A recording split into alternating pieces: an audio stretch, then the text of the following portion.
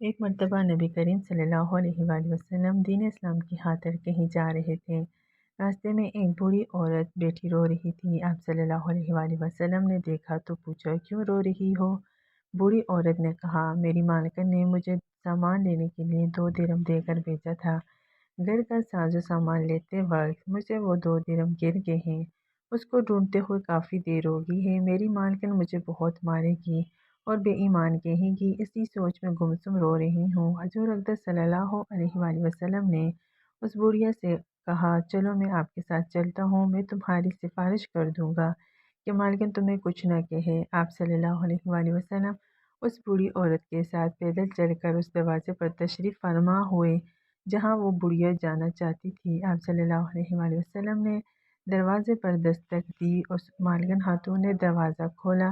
جیسے ہی مالکن نے حضور صلی اللہ علیہ وآلہ وسلم کو دیکھا، بسم اللہ الرحمن الرحیم، السلام علیکم ورحمۃ اللہ۔ حضور اقدس صلی اللہ علیہ وآلہ وسلم بازار کی طرف جا رہے تھے۔ آپ کی جیب میں صرف 8 درہم تھے۔ راستے میں ایک ضعیف عورت بیٹھی رو رہی تھی۔ آپ صلی اللہ علیہ وآلہ وسلم رک کے اور اس کے قریب پہنچا اور اس کے غم میں شریک ہونے کے لیے اس سے پوچھا، بڑی بھی کیوں رو رہی ہو؟ کیا حادثہ پیش آیا ہے؟ اس بوڑھیا نے عرض کی، یا رسول اللہ صلی اللہ علیہ وآلہ وسلم، میری مالکن نے مجھے 2 درہم دے کر سودا لینے کے لیے بھیجا تھا۔ وہ درہم گھر کا ساز و سامان لیتے وقت کہیں گر گئے ہیں۔ اللہ تعالیٰ نے ہمیں تنگ دستی دی اور اوپر سے میرے 2 درہم گر گئے ہیں۔ یہی کہہ کر بوڑھیا زاروں کی طرح رونے لگی۔ آپ صلی اللہ علیہ وآلہ وسلم نے جیب سے 2 درہم نکالے، بڑھیا کے ہاتھ میں رکھے اور اس کو تسلی دیتے ہوئے آگے بڑھ گئے۔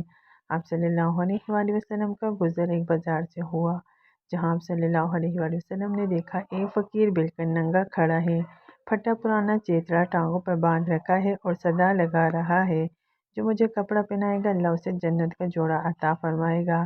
آپ صلی اللہ علیہ وآلہ وسلم ذرا رکے، فقیر نے پھر صدا لگائی، جو مجھے کپڑا پہنائے گا اللہ اسے جنت کا جوڑا عطا فرمائے گا۔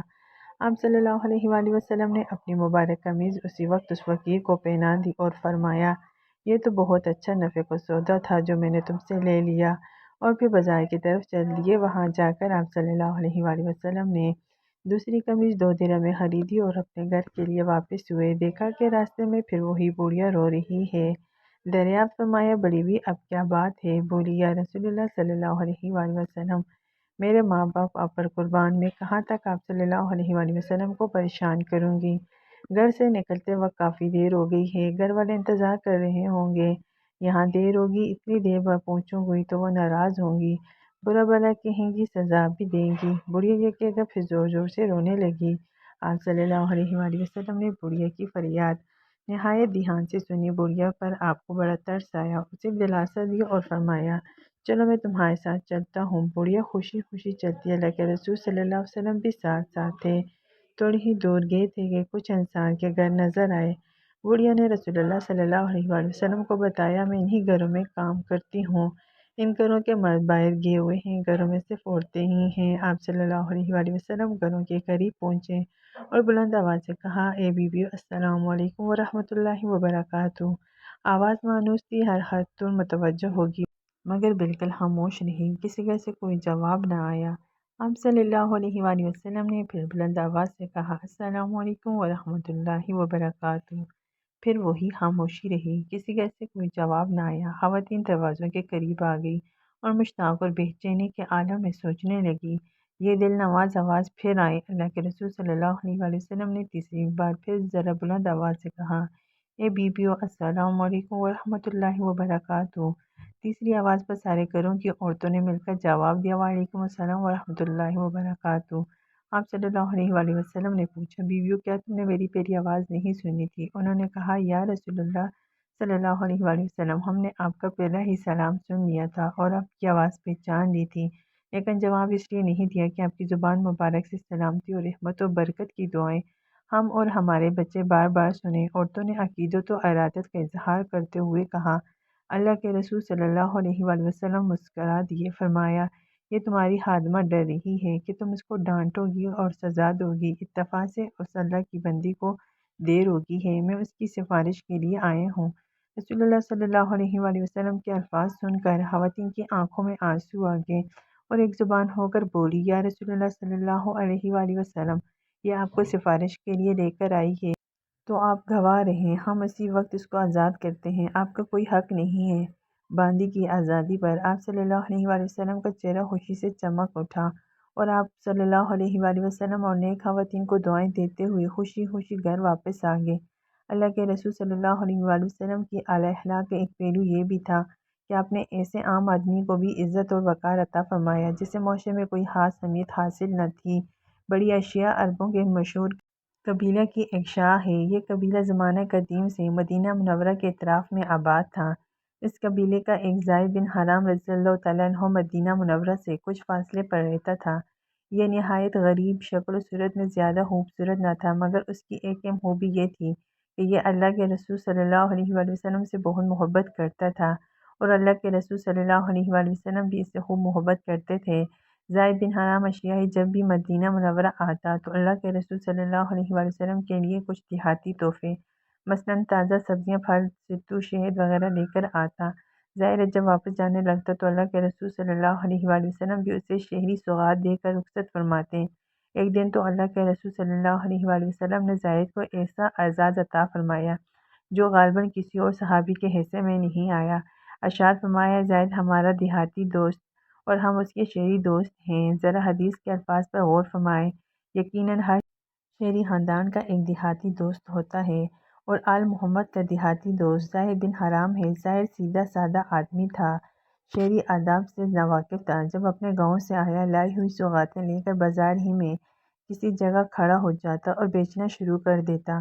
پرانے زمانے سے یہ دستور چلا آ رہا ہے کہ دیہات سے جب کوئی شخص سبزیاں، پھل وغیرہ لے کر آتا تو لوگ بھاگتے ہوئے اس کے ارد گرد اکٹھے ہو جاتے۔ انہیں تازہ سبزیاں مل جاتی تھی جو عموماً سستی ہوتی ہیں۔ ایک مرتبہ ایسا ہوا کہ زید اپنے ہمراہ کچھ دیہاتی سوغاتیں لے کر مدینہ منورہ کے بازار میں آیا اور ایک جگہ کھڑا ہو کر انہیں بیچنے لگا۔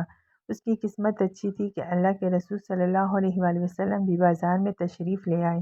آپ صلی اللہ علیہ وآلہ وسلم نے اپنے دیہاتی دوست کو دیکھا تو آپ نے پیچھے سے جا کر اس کی آنکھوں پر اپنے دست مبارک ہاتھ رکھ دیے۔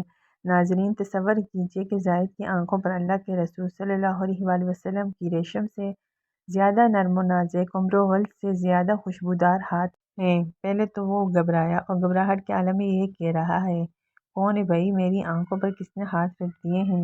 لیکن جب اس نے اللہ کے رسول صلی اللہ علیہ وآلہ وسلم کے مبارک ہاتھوں کی نزاکت کو محسوس کیا اور آپ صلی اللہ علیہ وآلہ وسلم کی خوشبو سونگھ لی تو اسے معلوم ہو گیا کہ اس کے پیچھے تو کائنات کے امام کھڑے ہیں۔ اس نے موقع غنیمت جانا اور اپنی پشت کو اللہ کے رسول صلی اللہ علیہ وآلہ وسلم کے سینے سے ملنا شروع کر دیا۔ اللہ کے رسول صلی اللہ علیہ وآلہ وسلم نے محبت بھرے لہجے میں فرمایا، لوگوں، کون ہے جو اس غلام کو خریدے؟ زید نے بھی محبت بھرے انداز میں عرض کیا، اللہ کے رسول صلی اللہ علیہ وآلہ وسلم، مجھ جیسے کالے کلوٹے دیہاتی کو کون خرید کر کیا کرے گا؟ وہ تو بڑے خسارے کا سودا کرے گا۔ میری تو قدر قیمت ہی کوئی نہیں، میں تو بیکار آدمی ہوں۔ آپ صلی اللہ علیہ وآلہ وسلم نے جواب میں ارشاد فرمایا، پیارے، ایسا نہ کہو، کیا تمہیں کسی نے کہا ہے کہ تمہاری کوئی قدر و قیمت نہیں؟ تم اللہ کے ہاں بیکار نہیں ہو، تم اللہ اور اس کے رسول صلی اللہ علیہ وآلہ وسلم سے محبت کرنے والے ہو، اس لیے تم اللہ کے ہاں بڑے قیمتی ہو۔ احادیث مبارکہ میں موجود ہے کہ اللہ کے رسول کریم صلی اللہ علیہ وآلہ وسلم کی وسعت کے بارے میں ایک بھیڑیے نے ایک یہودی چرواہے کو آگاہ کیا تھا۔ اس واقعے کو حضرت ابو سعید خدری رضی اللہ تعالیٰ عنہ اور حضرت ابو ہریرہ رضی اللہ تعالیٰ عنہ نے بیان فرمایا ہے۔ اس واقعے کو علماء نبوت کے معجزات کے ضمن میں بیان کرتے ہیں، کیونکہ بھیڑیے کا کلام کرنا حقیقت میں معجزہ ہے۔ امام بقی اور امام احمد نے روایات کے ساتھ بیان کیا ہے۔ واقعہ یوں ہے کہ ایک بھیڑیا کسی چرواہے کے پاس آیا اور ان میں سے ایک بکری اٹھا کر لے گیا۔ چرواہے نے اس کا پیچھا کیا یہاں تک کہ اس کے منہ سے بکری نکلوا لی۔ بھیڑیا ایک ٹھیلے پر چڑھ گیا اور وہاں اپنی پشت کے بل گھٹنے اوپر اٹھا کر بیٹھ گیا اور اپنی دم اوپر اٹھا کر کہنے لگا، تم نے میرے منہ سے وہ رزق چھین لیا ہے جو اللہ نے مجھے عطا کیا تھا۔ اس چرواہے نے کہا، باخدا، میں نے آج سے دن پہلے کبھی نہیں دیکھا تھا کہ بھیڑیا باتیں کر رہا ہے۔ بھیڑیے نے جواب دیا، اس سے بھی عجیب تر بات ہے کہ ایک آدمی یعنی حضور اکرم صلی اللہ علیہ وآلہ وسلم دو میدانوں کے درمیان واقع نہلستانوں مدینہ میں بیٹھا جو کچھ ہو چکا اور جو ہونے والا ہے اس کی خبریں لوگوں کو دے رہا ہے۔ چرواہا یہودی تھا، وہ حضور نبی کریم صلی اللہ علیہ وسلم کی خدمت میں حاضر ہو کر مشرف اسلام ہو گیا، اور پھر اس نے آپ صلی اللہ علیہ وسلم کو اس واقعے کی خبر دی۔ پھر فرمایا، قیامت سے قبل واقع ہونے والی نشانیوں میں سے ایک نشانی ہے، وہ وقت قریب ہے کہ ایک آدمی اپنے گھر سے نکلے گا، اس کی واپسی پر اس کے جوتے اور اس کے چاپ اسے بتائیں گے کہ اس کے گھر والوں نے اس کے بعد کیا کیا۔ حضرت عبان بن اوس رضی اللہ تعالیٰ عنہ بیان کرتے ہیں، میں اپنی بکریوں کے پاس تھا کہ ایک بھیڑیا آیا اور اس نے مجھ سے حضور نبی کریم صلی اللہ علیہ وآلہ وسلم کی نبوت کے متعلق کلام کیا۔ پس وہ حضور نبی کریم صلی اللہ علیہ وسلم کی خدمت اقدس میں حاضر ہوئے اور اسلام قبول کر لیا۔ حضرت موسیٰ علیہ السلام کسی مقام سے گزر رہے تھے کہ ان کی نظر ایک چارواہے پر پڑی۔ وہ اپنے خدا کے ساتھ محو گفتگو تھا۔ وہ کہہ رہا تھا کہ یا اللہ، اگر تو میرے پاس ہو تو میں تیرے بالوں میں کنگھی کروں، تیری جوہیں نکالوں، تیری خدمت کروں، تجھے کھانے پینے کے لیے کچھ پیش کروں۔ اگر تو بیمار ہو تو تیری تیمارداری کروں۔ اگر مجھے تیری رہائش کا علم ہو تو میں صبح شام تیرے لیے کھانے پینے کا سامان لاؤں۔ میں اپنی تمام بکریاں تیری ذات پہ قربان کروں۔ حضرت موسیٰ علیہ السلام نے اس چرواہے سے دریافت کیا کہ تم کس سے باتیں کر رہے ہو؟ اس نے جواب دیا کہ میں اپنے اللہ سے مخاطب ہوں، جس نے ہمیں پیدا کیا اور زمین اور آسمان تخلیق فرمائے۔